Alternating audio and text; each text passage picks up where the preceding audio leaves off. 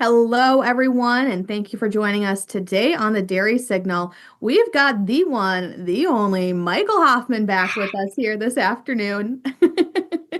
And we're going to be diving into thinking about trying new ideas and making sure that what we're doing can be measured and how do we go back if something doesn't work and all of those fun areas, especially if you are working with a team. What does that look like? But before we dive into that, right off the bat here, I really want to dive in quick, Michael. I didn't even prep you for this, so you're probably going to be a little bit caught off guard in it. But we've got our business conference coming up, and I know you've been a few times before, and we've got a lot of good things this year. What are you excited for when it comes to the PDP Business Conference? Oh, you've got to go to the PDP conference. It is a must do. It's absolutely a must do. I think this is year 4 or 5 for me. But I am just blown away by the level of expertise and the options of adding skill sets to your bags. This is the one-stop shop of bringing as many people on your team as you can to come because there's something for everybody. Whether you're building your team and you're working on the people side of your business and your farm, or whether you're looking for techniques and equipment or processes, the experts are uncharted, off the charts great. And the panels that we've got coming up this year are amazing, are really, truly amazing, data driven, and a lot to add to your bag. And I'm really excited about the opening and the closing speakers, which are not me. We got the lineup is incredible. So don't miss business conference this year. Michael, I thank you. The energy you brought to that, and like, I don't know, it's fun because, well, I'm just saying, like, it's fun because you're somebody who you don't come from dairy, but still being able to have you as not only somebody who is a resource at conference is amazing for our producers, but also you're somebody that sees it all in a little bit of a different light, but still can recognize why producers need to be there. So I appreciate you taking that time here at the start and the top of it here, because it feels like it's just I'd be remiss if I didn't say something about business conference when I'm like, gosh, it's coming up. We have one of, the people that you're excited, like you get to see as a producer is you at business conference and just some of those things that we're thinking of. So anyway, and somebody who's been there a time or two, if you will, and has got to indulge in some of the great cheese that we have to offer. Well, Um, I will tell you, that for everybody who's listening, go tell your friends the amount of effort and energy put into these is off the charts. But for some reason, things came together this year that I think, are really truly creative and inventive. And one of the things that we're talking about today in our podcast today is about change and how change happens and why we set goals and all the things about the people side of it. But if you're not investing in yourself one time, if there was one thing to add to this year, it's investing in yourself, investing in your people. And business conference is one of those ways to truly invest in the success of your team and the success of your organization. There's no other better investment. So come to conference. I couldn't have said it better myself. So thank you for indulging me at the beginning here with that, Michael. But I know we've got a lot to get to here today. So I want to dive into what we're talking about. But before we do so, I know we've had you on and you are a friendly face to the folks here at Professional Dairy Producers. But for those who might be tuning in maybe for the first time or who maybe haven't met you and had the privilege of that, can you just give a really brief rundown about who you are and why you are even an expert in this area? Oh, absolutely. Yeah, I started working with PDP specifically in the dairy industry about 5 years ago, 6 years ago, and absolute joy. But my background, I'm president of a company called Igniting Performance, and we focus on the people side of business. So for the last 30 years, we just celebrated our 30th year in July of last year. July 1st last year is 30 years. And so full-time working with organizations around the country, internationally. And so not just dairy. I come from outside the dairy world. I've worked in everything, healthcare, insurance. I mean, just any organization for the last 30 years we've had our hands in. And so my side of expertise is the people side, our teams, the people elements of a farm. People still run the machines that milk cows. Our business will always be about people. The products will come and go, our systems and processes will come and go, and the success will always be about people, even in an IA or AI age. So that expertise and that focus is what I bring to the table in the dairy industry. Is I'm not going to tell you how to make your parlor more effective in your machinery, but there's a reason why your team does this, and there's a reason why your team does this, and it's probably you. So let's talk about that. Yeah, that's what That we bring. is that is the perfect segue into what we're going to be discussing here today. Let's talk about you and let's talk about your people. Talk So, about you. let's start it off, because especially in January, a lot of folks are thinking about the I don't know, maybe the pressure to change, or maybe they're like, gosh, this is the time of year to make a change. If we're gonna do one, kind of that fresh year, new start type of feeling. But how do you help teams distinguish between change that's meaningful versus change that is just kind of symbolic in a way? Yeah. Just the word change, there's a reason why we bring it up every January. It falls into the seasons. We're kind of just getting into the days are getting lighter, so we're into the new sun is coming up for the next season, getting ready. So New Year's Eve, January 1st, it's the beginning of a new year. We're going from 25 to 26. All those things kind of come into play, winter is in its throes, but it's about to start to change into spring. So that's why the beginning of this season, this time of year, is always the focus of change. My favorite memes online are usually around change. I saw one just yesterday. I wanted to share it with you, but I'm technically unsavvy. But just made me crack up about. This A man was talking to a woman, his wife, about she's snacking and he's going, "What are you doing? We just said it's the third week of January." She goes, "No, no, this is my cheat day." And he goes, "Yeah, but yesterday you had a Sunday." She goes, "Well, it's actually my cheat month." And we haven't it's January, it's her cheat month. So it's really funny about how we set goals, and there's a reason why we do it now in this time of year. But some of them are kind of fun and we make fun of it. Yeah, everybody joins the gym in January and we stop going in February. Uh, so there's a difference between having a concept of, yeah, it's January, let's make our dedications, and what real change is. And that's why I like the topic today, because I love all the things that we say, this is the year I'm going to get back on track and everything else. Sometimes they work, sometimes they don't. But I want to add some elements today that can really take your 2026 to anywhere you want to go. So let's talk about that. Is that a good Well, setup? I think that's a perfect setup. And when we're thinking about, I loved when you said what real change is, and thinking about, it's not just an idea, it's an idea with momentum and movement behind it. So say you are in a leadership position or role, and you've got something that you're trying to think about, and you're like, oh, I want to change and make that difference or make that impact last. Where do you even start? Because Oh, a lot of the times it's an idea, but people either get stuck at that very beginning or things get moving and it falls apart. But let's start at that beginning piece. yeah, there's a difference between setting a goal and thinking through the change that has to happen for that goal. At one time, um, I went out of my way to say I don't like. I mean, let's take the most common goal that people set in January is to lose weight. Well, I lost a lot of weight one year.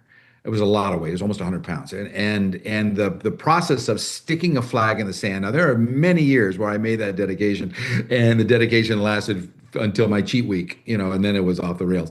But one year in 2016, I really made the difference. And in 6 months, 6 to 8 months, I had dropped almost 100 pounds. And it was in the best shape of my life. Absolutely. It was a great couple of years because it slowly came back.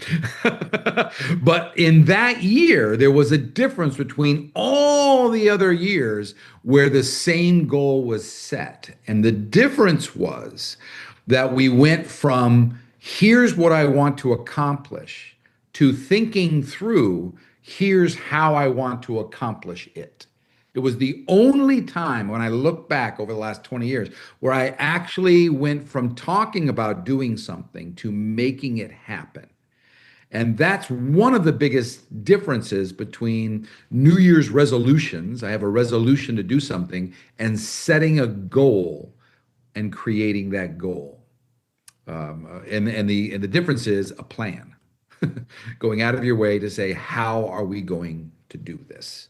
So to start off, when you think about 2026, it's a wonderful time to do it. We might as well. It's January, it's the beginning of a new year. Let's bring up, what do we want to stick our flags in this year that will make 2026 one of the ones to remember? And I want to give you some categories. You can think about, on the process side, if you're working on the farm, what major purchases, what machines, what systems and processes can we look at that are really going to set us up to hit our financial goals, our production goals, our health goals, the herd goals, all kinds of things that we can stick our flags on. But there's also the team element of it. How is our team working? What would we like to see different this year in how or applying our jobs, how we're working with each other, having people, if I'm in leadership, how do I get my people to feel like they are part of this versus a victim of this? We say this all the time, part of the tornado versus a victim of the tornado. Those are excellent goals, and this is the time to think about those. So creating plans versus just a resolution. So, say you got that plan figured out, and now you are leadership and you are telling your team, this is what we're going to do. And January goes by, and Mhm. it seems like it's starting okay. And then 2 weeks later, you're like, it's kind of still there. And a month later, it's fallen off the wagon completely. Um, where do people typically go wrong in that process? Because I think time and time again, we've all felt that, or at least have an experience or two that we can relate to on that front. Yeah. Well, the reason why they fall off is because the tornado of life happens. I mean, making a resolution is putting one idea in front of your face, and we can get excited about it because I can see it, and I'm in, man. That sounds great. If we can accomplish that, that'd be fantastic. And then either later on that day or the next morning or that week or that month, life happens and things get in our way. And so our focus goes from this one piece to this other piece I have to get done, and five other pieces we have to get done, and 10 other pieces that we have to get done. This project that took my energies.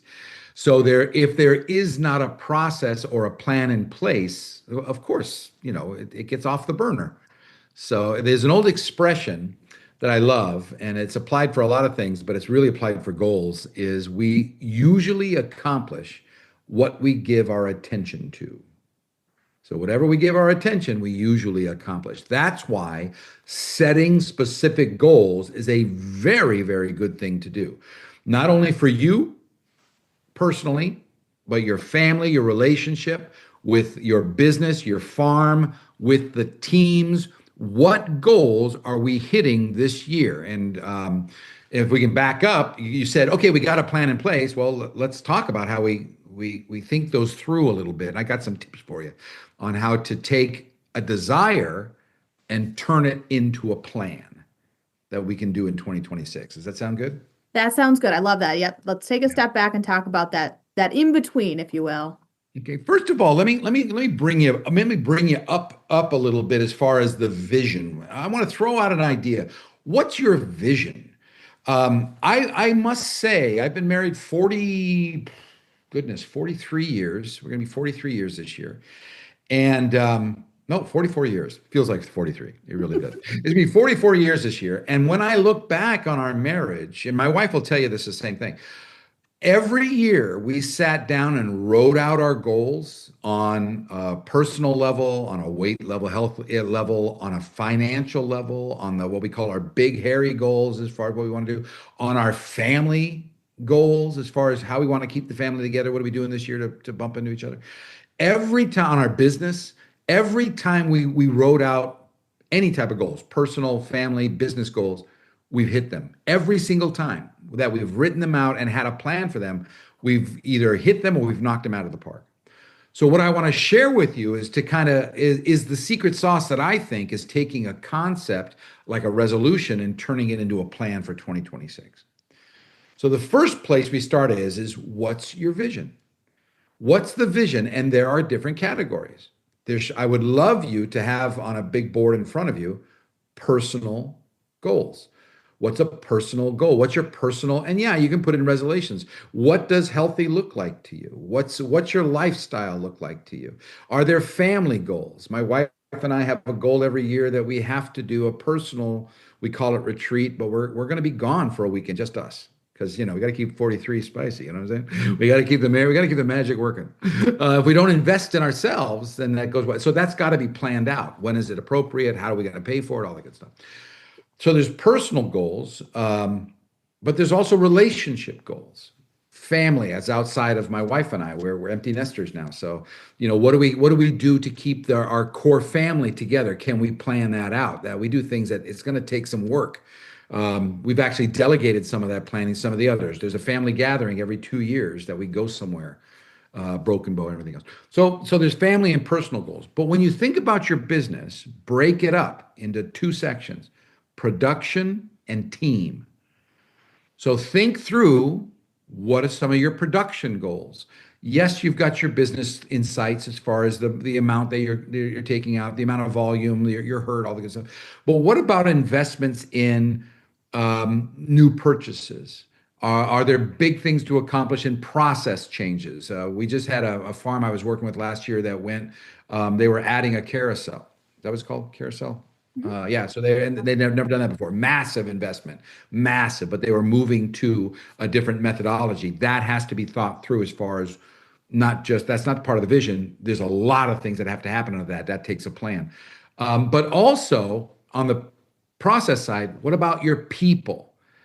Can we throw in some goals where I start to ask more of our team? Are there projects that I can start to equip my team to do? Let me give you one that most people don't think about. How are you building teams, well, a team with your team? In other words, when do you bump into each other? Who's running the meetings? Is it always you? Can it be other people? How are you going to transfer that over?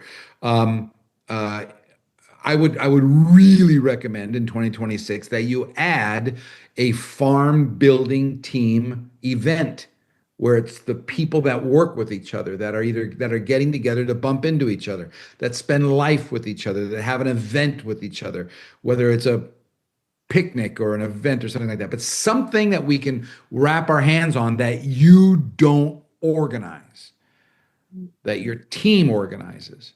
So when it comes to vision, look at all those areas that you can spend some time on to say, what would we like to accomplish? What's the vision of 2026 on person, family, production, and team? So then, Michael, is the next step presenting it to your team, or is there anything in between there that needs to, once you have these kind of figured out and fleshed out and you have them written down and kind of got the idea of what the goal is and how to get there, is do you go to your team with them, or is there steps in between that need to be done and thought through? Well, there's two things. One is, if depending on your farm, you may have all the vision. You may have big vision, like these are the numbers we want to hit, or this is some of the things that I want. It's not your job to think through what equipment we're buying this year, or what events we're going to be adding to our bag this year. The team's job is to brainstorm how we're going to accomplish that. That's one methodology. The other methodology is where you invite them into the vision a little bit more. So instead of saying, here's what I want to accomplish in this area, you ask them, what are our goals in 2026 around, pick something, around our team activities. If you're running all team activities because for whatever reason, you may be missing out on an opportunity to develop your people. Small things that don't have a big impact on our business are great people builders and skill building. Like, you're gonna coordinate the farm event this year. We're doing a community event this year, and I want you to run it. We're gonna be participating in 6 community events this year where our farm is sponsoring this. I want you to do it this year. Let's think that through. So when it comes to vision, before you come up with a plan, one thing I want to plant your seed is, why are you coming up with all the vision? Ask your team to be a participant of the vision. And I'm going to show you something that now let's talk about thinking it through because there's some things that we have a tendency to miss. I got some tips for you. So if you, Jack, if you could show show our little slide here. It's in, I believe it's in the chat or it's downloadable on this particular podcast. Yep. If you go right below the video, you'll be able to Yeah. scroll down below and you'll see a link to download. Link, it's yours. Use it as much as you want. Hopefully it's still in either what do they call it? Excel or I think it's the numbers version, but it's free to use. This is one of the planners that I use religiously when it comes to creating a map and taking a resolution into a plan. First of all, you see several steps here. You've got A, B, and C. A is where we start. What's the vision? And there's a difference between a vision and a goal. The vision can incorporate many goals. So it's not necessarily one goal. A vision is what we want to do and be in 2026. So maybe the vision is, gosh, we were talking with a farm a couple of months ago that they were saying they want to be the employer of choice in the area. They're tired of turnover. They want to focus on becoming an employer of choice because they're having a hard time bringing in the right people and keeping the people that they have. So their turnover is super high. And one of their biggest goals is creating an experience where they become the employer of choice. That's a vision, employer of choice. Underneath that, you may have some categories. And the categories are, I call them buckets. And this is, what do we have to focus on? What goals can we write that would help us accomplish that goal? So if you thought about becoming an employer of choice, one area might be our interview process. That we're looking at our interview process, the timing, the how we're interviewing them, where we're getting our interviewees, and it's so hard to get people these days. So what can we create there? That may be a bucket, an area of focus that we want to look at. What is the onboarding? If I bring somebody on, one bucket may be, let's look at how we bring a new person on board. What's the process of having an experience where people go, dang, this is going to be awesome. I love working here. So I feel set up for success. Another bucket underneath that may be the team experience. So let's look at our team experience when we're getting together, how we're working with each other, how we problem solve. All those are areas of focus. So if you took one of those, let's say the onboarding process, and then you go to the next piece, which is goals, what does success look like? So where can we, if I looked at my onboarding process, how do I know we're doing it really well? And it could be a number, it could be an interview that we do at the end, it could be a survey.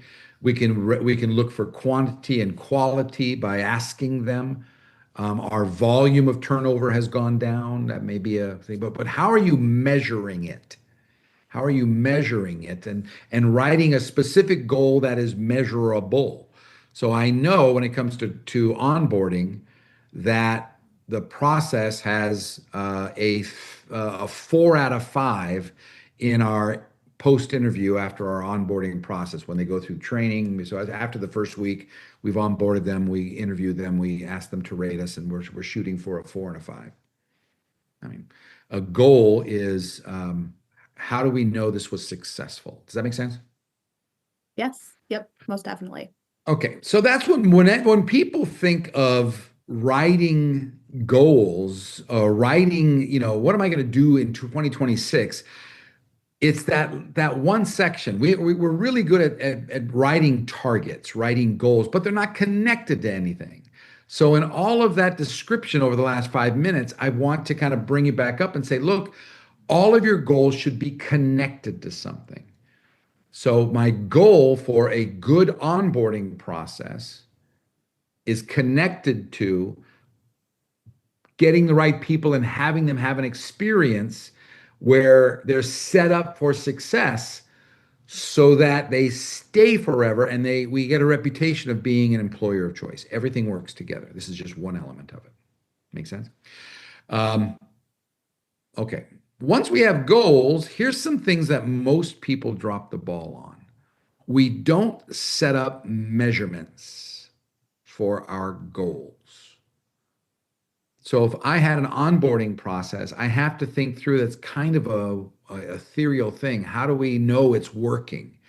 Well, how would you measure it? And when are you going to measure it? How often do you want to measure it? So believe it or not, very few farms go out of their way to talk to their people about their experience. I know in customer experience, we reach out to the customers all the time and say, how do you like us? Rate us from 1 to 10. And if it's anything besides a 9 and a 10, we suck at it. We need to do better, and we promise to do better in our customer experience. Well, what about our teams? Do you ever interview your teams? Do you ever ask them once in a while, what was the experience like? If you had to rate it from 1 to 5, what would you rate it? There's lots of ways of measuring anything, not just productions. We got production was supposed to hit 10, we actually hit 12, we're doing great, or we hit 8, we need to do better. So we can measure people things too. So find ways to measure it. Go out of your way to say, is this working? Is this not? Is this working? Is this not? And by when? So if I had an onboarding process goal, anytime somebody comes on, we spend a week with them. With this person, I spent whatever your process is. But at the end of that onboarding process, we give them a survey and we ask them how exactly are we doing? How would you rate it? And we're shooting for a 4 and 5, whatever it is. So when we set up a plan has to have an approach. A plan has to have a what are we doing and what is it connected to? And a plan has to have are we doing it well elements. So, I'll stop Michael, there and really, take a breath. Go ahead. Ask me a question. you mentioned a little bit earlier that when coming up with the plan, there's a couple different methods, or when coming up with the sections, there's a couple or two methods that you mentioned in which the leader per se could come up with a vision and then the team helps come up with the categories, or it's the team also coming up with the vision and categories. When I think about that, I think about two very different types of teams. In some, you have those teams that are such go-getters where you're like, gosh, they want to be a part of it and they are going to be all in. But then I also think about you have other teams that might not quite have that same buy-in. Does it create a challenge for the leadership if they're trying to introduce something new and, the team that's maybe supposed to be helping plan doesn't have that same get up and go attitude for either making the change or even coming up with a vision to change? Yeah. Yeah, I think buy-in is tremendously important, but let's understand that unanimity is a rare thing. Rarely do we get everybody going, let's do this, into the fire, follow me. Usually what happens is something more closer to consensus. Consensus is basically the philosophy, it might not be my choice, but I'm behind it. And sometimes that's the best that we can do. It's like, and also understand as a leader, there are times when you actually get to make the goals. As an employee, I don't make my goal, but I always have a hand in how I accomplish those goals. So it's not there's always room for involvement. I've been in many positions where, my favorite boss, Dennis Cherry, would say, here's what we need to accomplish this year, mainly because the goals came from his boss. So he goes, this is what we've been given the task of. We have to roll out this many programs. It's going to be around this many states. It's going to be around by first quarter, we want to hit these goals. We got to get these people through this process, whatever it is. I don't have a chance to go, I'm not really bought into that. I don't know. I just don't, I don't agree. No, that's the goal. But what I always have ownership, and this is where Dennis was a genius, was here's what we're trying to accomplish. How do you think we should go about doing this? And here's the phrase that we say all the time here on BDPW. It's the phrase that pays, which is, you're closer to the situation than I am, How would you approach this? What ideas do you have? There is nothing better to build involvement and commitment than ownership. I should say there's no better way of building commitment to a plan than involvement. So if you had a little graph here, I wish I had a graph. If there was commit, this is the graph of commitment, and the amount of involvement is in direct proportion to the amount of commitment I have. I don't always get to decide if it's the goal. But so sometimes I'm told this, we need to get this done by Tuesday, get it done. But there are lots of things, especially when we're setting goals, that this is what we'd like to accomplish. And the more you have me involved, the greater the commitment I have to the plan. So keep that in mind, leaders. My philosophy, and you'll learn this if you go to the academy, which is something you should always invest in, which is to go there first as a leader. I know you've got ideas. It's your farm. It's your business. You're running the show. But the first thing out of your mouth whenever you're with your employees is, what do you think? How would you approach this? What ideas do you have? Doesn't mean I have to use them, but I teach my people to think and do. When they come to me for problems, the first thing out of my mouth is, how would you approach it? Even if they push back and go, I don't know, that's why I came to you. You go, I know, but you're closer to the situation than I am. So any thoughts? I've got ideas, but I just want to hear where you're at first. It's the same thing with making goals and creating a plan. Have them be part of the plan. It's a wonderful opportunity. It's cold outside. You know, the cows are fed. Let's get together as a team, have some fun, get a big whiteboard up on the wall and go, what are we going to do? What are we going to do this year? How are we going to get there? Involvement. So the involvement piece is definitely critical from both, the leader and the employees that they're working with. And you mentioned earlier that some of the areas that often get left behind, especially when thinking about like a strategic execution, is the measuring and the by when. When thinking about the area as a whole, as a goal as a whole. That's a weird phrase. But when thinking about it from start to finish, maybe that's a better way to put it. There's times when you've got it written down and you've got the people buying in and you think you got the steps in place and it just doesn't work. From your experience, where's kind of that first place you would go to or look at, or maybe that first area you'd ask questions on, that helps kind of determine what piece of the puzzle didn't work or why it's not fitting maybe or coming back to it in that measure maybe area of, well, this plan didn't work. Is it me? Is it the people? Is it the tools that I'm working with?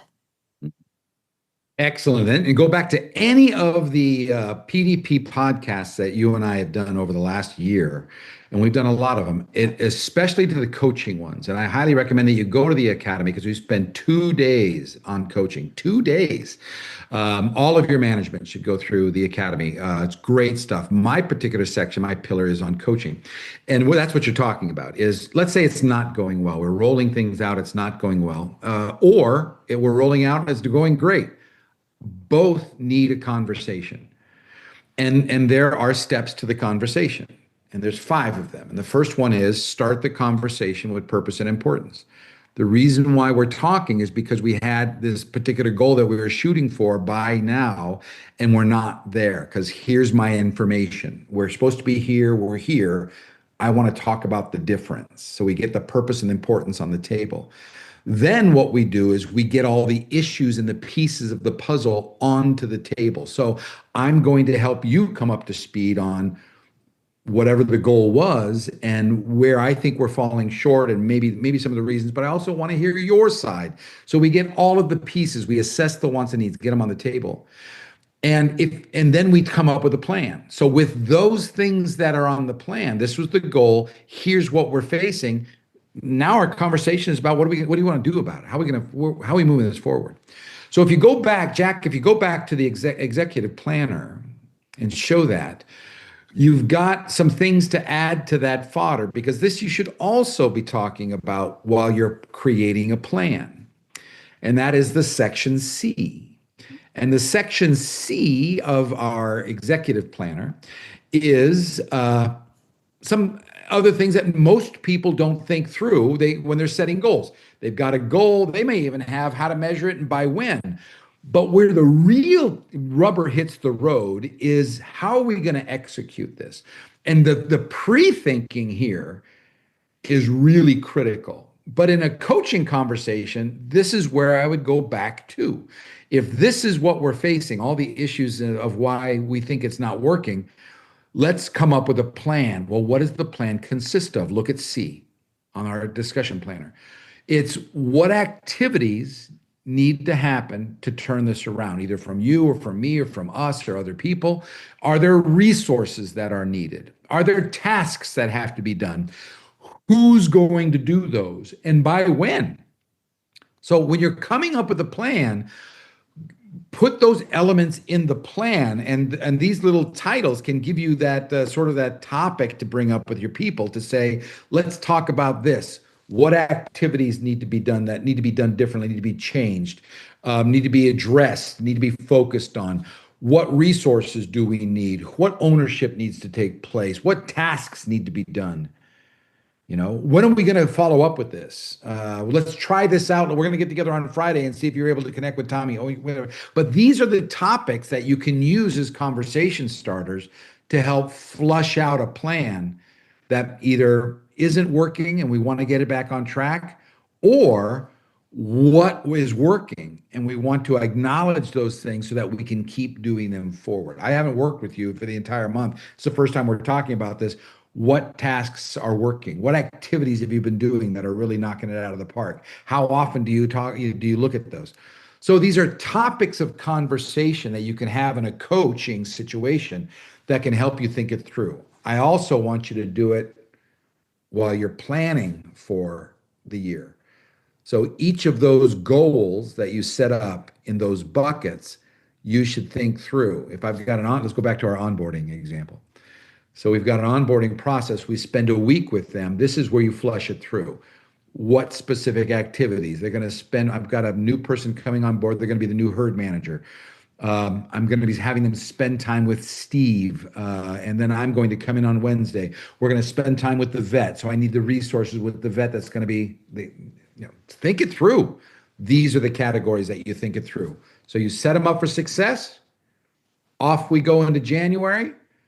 When it's working, we're going to talk about it. When it's not working, we're going to talk about it.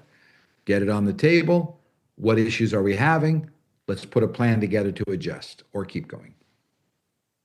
So, Michael, one of the things that I believe I've heard you say it, and correct me if I'm wrong, but it's that phrase of shake the tree or shaking the tree when it comes to creating a plan and thinking about, what's going on in terms of goals.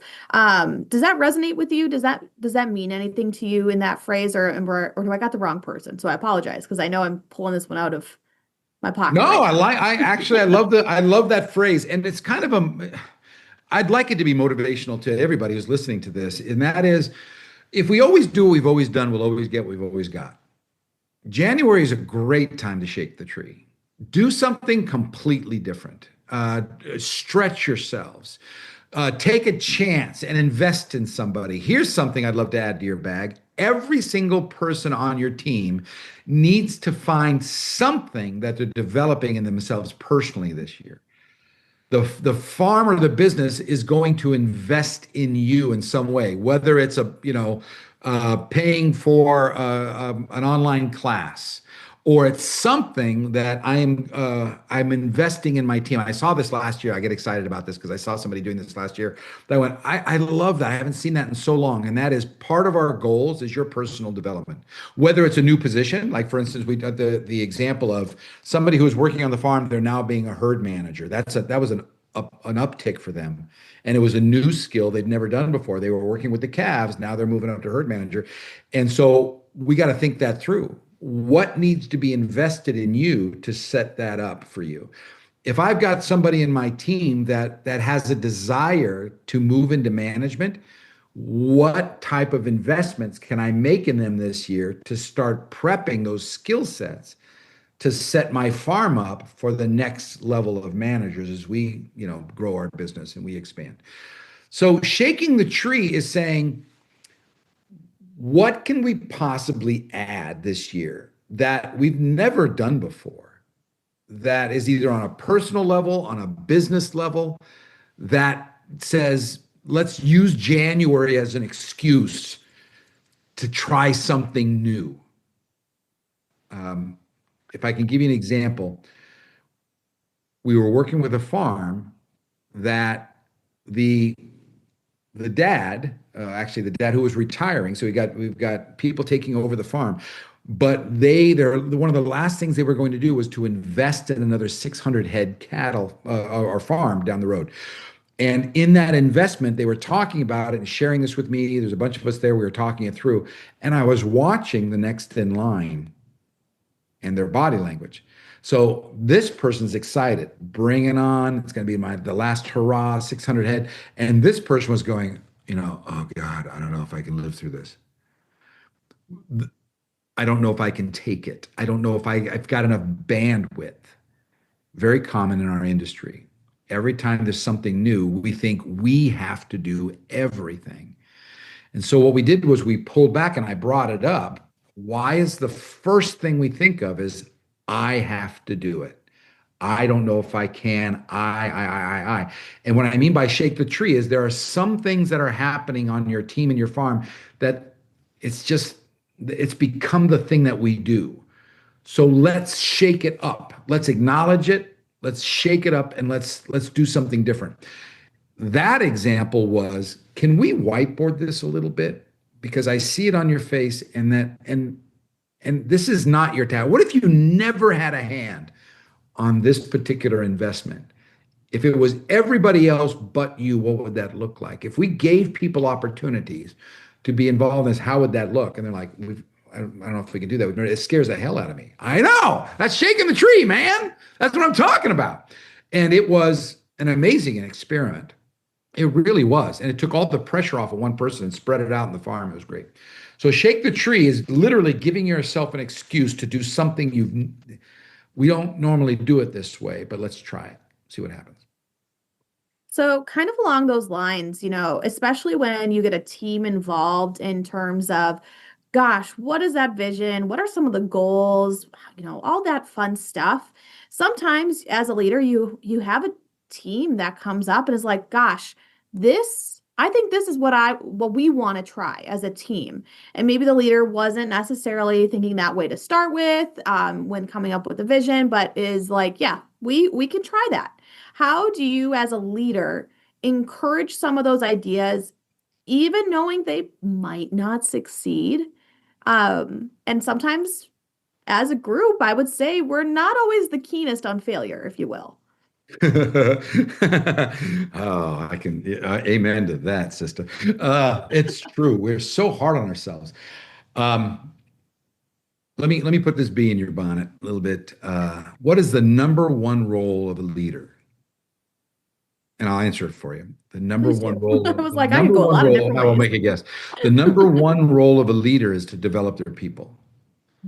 We get things done with and through others. Our job is not the top producer anymore. Our job is the developer of top producers. That's what true leadership is. It's creating the vision and where we're going, and if we're smart, we get other people involved in what are those elements and be a part of that vision. I want to be a part of this versus a victim of this. And then creating opportunities to get our people to think and do. That's the goal of a leader. Does that mean failure? Yes. And if you're really good, you may see the failure coming down the pike, but this is the type of failure that is not going to crash the boat. It's not going to sink the Titanic. It's like I have my thoughts and my doubts, but I love the energy you guys are wanting to do with this. Let's give it a try. I'll give you an example. Um, a farmer, owner of a farm. It was a pretty good sized one too. They were really known in the community, as a wonderful place. Just the way they had their farm, they were an icon, one of those types of things. Big part of the community. And so they had some employees that said we want to do this for a community event down the road. And the owner knew some of the roadblocks and some of the things that they had to jump through, and we can't just do anything we want. We've got to work within and kind of felt like this it's not going to fly. It's not going to fly. But they had a major event they wanted to do. They wanted to have police involved in blocking off sections of streets and towns. And I mean, there's going to be some investment here, and they were going to get stores involved in the community. There's going to be a big thing, but it's going to be a farm sort of catalyst event. Man, that was a big thing. I don't know if he wanted the headache, but if he didn't have to do that, and he was smart enough to say, let me tell you my parameters. Let me tell you what the budget is, all the things that you might not know. Let me tell you how the community works and who the players are. I'm not stifling anything. I just want to let you, I'm equipping you with some guidelines and some people, and then go and let them go. And he knew this was probably not going to work. Well, it worked.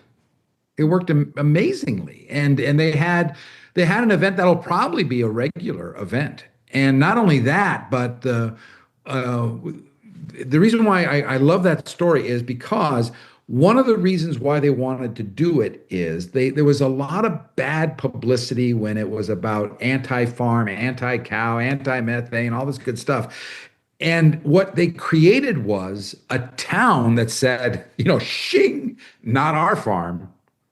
We are for our farm. This is our farm. These are our people. And we know what's going on there. We hear what's going on with the publicity, but we know what's going on with the people there.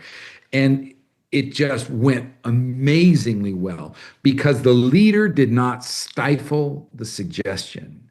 He just tried to set them up for success and was surprised when it actually got the okay from the city hall and people got involved and it was this big thing and it really came out swimmingly well.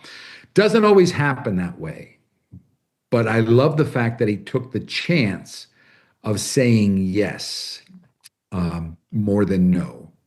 And that's kind of the moral of that story is as a leader, I want to find opportunities for my people to develop skills. That means I have to ask them, what do you want? What would you like? Where are you going?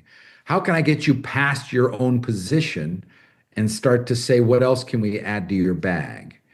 PDP has lots of opportunities to get people involved that are on farms that help them feel part of the agricultural world and not just doing their particular position.